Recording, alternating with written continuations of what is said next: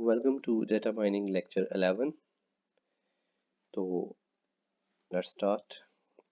जैसा कि हम प्रीवियस लेक्चर के अंदर फीचर्स ऑफ डाटा वेयरहाउस देख रहे थे और ये फीचर प्रपोज किसने किए थे, तो ये फीचर्स प्रपोज किए थे WH Inman ने। और WH Inman का इंट्रोडक्शन मैंने आपको करवाया था कि उसको फादर ऑफ डाटा वेयरहाउस भी कहा जाता है। तो उसने चार मेजर फीचर्स बताए थे कि कोई भी डाटा वेयरहाउस जो है उसके चार मेजर फीचर्स होने चाहिए, देन हम उसको कह सकते हैं कि वो एक डाटा वेयरहाउस है, अदरवाइज वो एक सिंपल DBMS हो सकता है। तो सबसे पहला फीचर था सब्जेक्ट ओरिएंटेड। सब्जेक्ट ओरिएंटेड का मतलब यही था कि it should be focused, organised, mapped around some specific subject. के मिसाल के तौर पे हमने जैसे कि सुपर स्टोर की बात की थी जिसके अंदर कस्टमर, सप्लायर, सेल्स और प्रोडक्ट्स होती हैं।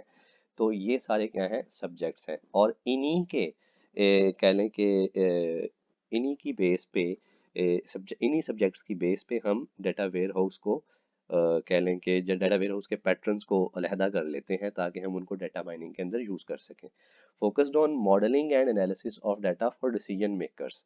उनके फिर मॉडल्स बना लिए जाते हैं, यानी कि कस्टमर का मैंने बताया था कि कस्टमर की अगर एज ग्रुप की बेस पे हम मॉडलिंग कर लेते हैं कि कस्टमर को किड्स और उसके बाद टीनेज और अडल्ट की हम तीन मॉडल्स बना लेते हैं। फिर उनकी बेस पे हम उनकी ट्रांजैक्शंस को चेक करते हैं कि कौन से कस्टमर्स की क्या नीड्स हैं।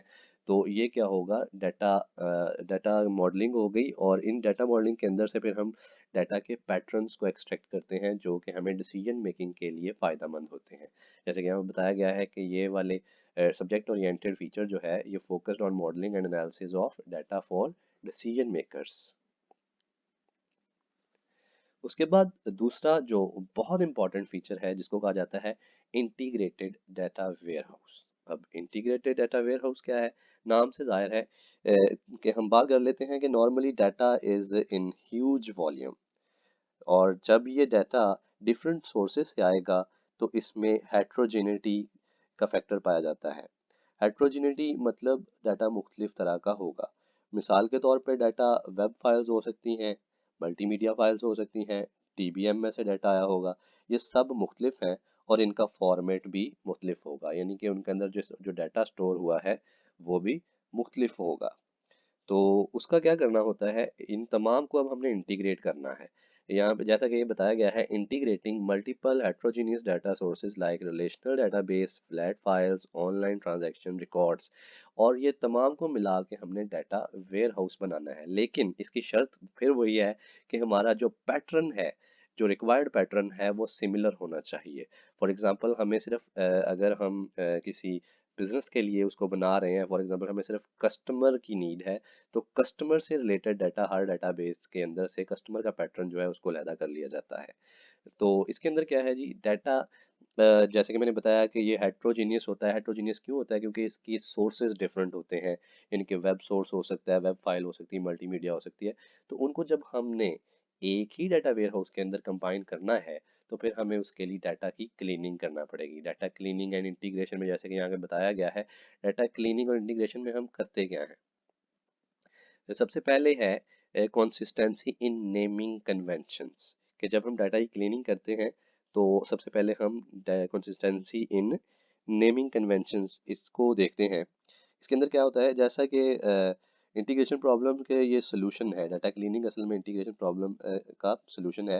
जैसे अगर एक जगह पे डेट ऑफ बर्थ कहा गया है, किसी डाटा, दो तीन डाटाबेस है, उनको आप आपस में इंटीग्रेट करके डाटा वेयर हाउस बनाने जा रहे हैं, या इवन के थाउजेंड्स में है आपके पास डाटा बेसिस, उनको मिला रहे हैं, तो उनके अंदर अगर एक जगह पे DOB लिखा गया है और वो नंबर्स में है, तो दूसरी जगह पे भी वो दूसरी जगह पे उसका पैटर्न जो है वो कह लें कि न्यूमेरिक ही होना चाहिए, ना कि कह लें कि नॉमिनल होना चाहिए। जैसे कि डेट्स को हम दो तरह से लिख सकते हैं।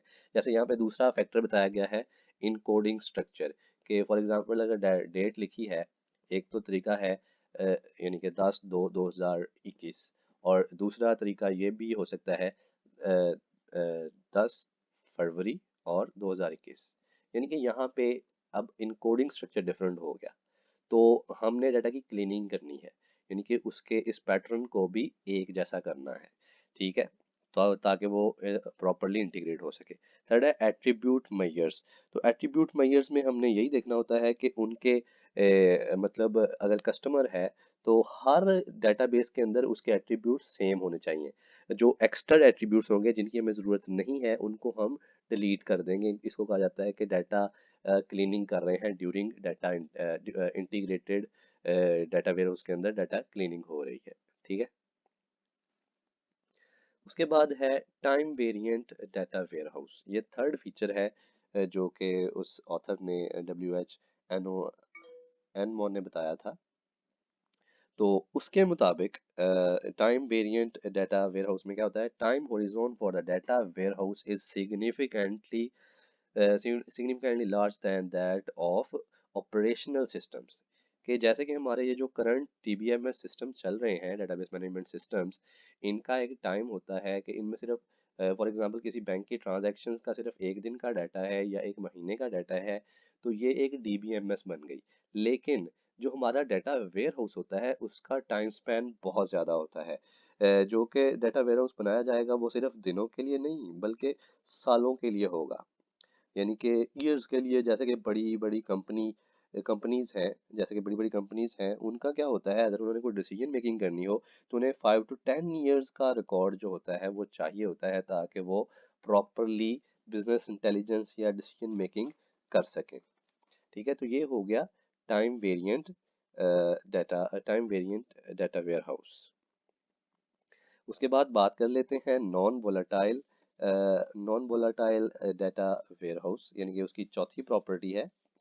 तो जैसा कि डाटा मैंने बताया कि डिफरेंट लोकेशंस पर स्टोर होता है। ठीक है। डाटा को हम डिफरेंट लोकेशंस पे स्टोर करेंगे। इसके अंदर होता यूं है कि जैसे कि ये जो ट्रांजैक्शनल प्रोसेसिंग से ये मुख्तलिफ होता है। ट्रांजैक्शनल प्रोसेसिंग में हम करते क्या है कि एक ही जगह पे डाटा रखते हैं, उसमें अपनी क्यूरी देते हैं और अपनी नीड के मुताबिक डाटा रिट्रीव कर लेते हैं। ये तो होती है ट्रांजैक्शनल प्रोसेसिंग। लेकिन जो नॉन वोलेटाइल डाटा होता है उसमें डाटा को physically separate store of data from app के एप्लीकेशन से हट के भी हम डाटा को स्टोर करते हैं। Data in operation and environment, यानी कि डाटा ऑपरेशंस में और इन्वायरमेंट से हट के भी हमने डाटा को फिजिकली कुछ और जगहों पे स्टोर करना है ताकि हम फ्यूचर में उनकी बेस पे कोई डिसीजन ले सकें। तो ये सिर्फ ट्रांजैक्शनल प्रोसेसिंग नहीं होती, जैसे कि ट्रांजैक्शनल प्रोसेसिंग वक्ती तौर पे हमने कोई क्यूरी दी और उसका रिजल्ट निकाल लिया, बल्कि इसके अंदर तो और फीचर्स भी आते हैं जिनको रिकवरी और कंकरेंसी कंट्रोल कहा जाता है। कि non volatile data warehouse में हम डाटा की रिकवरी भी कर सकते हैं। लाइक हमारे पास 10 साल का डाटा पड़ा है तो हम डाटा की रिकवरी कर लेंगे। फॉर एग्जांपल डाटा यानी कि कोई 5 साल पुराना डाटा रिकवर करना चाह रहे हैं, तो अगर हमारे पास non volatile data warehouse है तो हम उसकी रिकवरी भी कर सकते हैं, रिकॉर्ड्स मौजूद होंगे। इस तरह कंकरेंसी को कंट्रोल कर सकते हैं। ये DBMS के बेसिक कॉन्सेप्ट्स हैं। उसके बाद है कि after separation data warehouse requires only two operations in data accessing. कि जब आपने डाटा को सेपरेट कर लिया, after separation of data warehouse requires only two operations in data accessing. कि अब आपने डाटा को एक्सेस करना है तो उसके सिर्फ दो स्टेप्स होते हैं। इनिशियल लोडिंग ऑफ डाटा, यानी कि आपने जिस फिजिकल लोकेशन पे डाटा को स्टोर किया है वहां से उसको इनिशियली लोड करना है।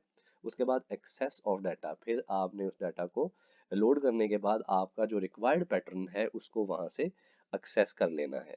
तो ये होता है non volatile data warehouse. तो आज हमने वो चारों प्रॉपर्टीज देखी हैं जो कि कह लें कि जो कि हमें ऑथर जिसको हम कह सकते हैं WH Inmon, father of data warehouse जो है, उसने बताई थी।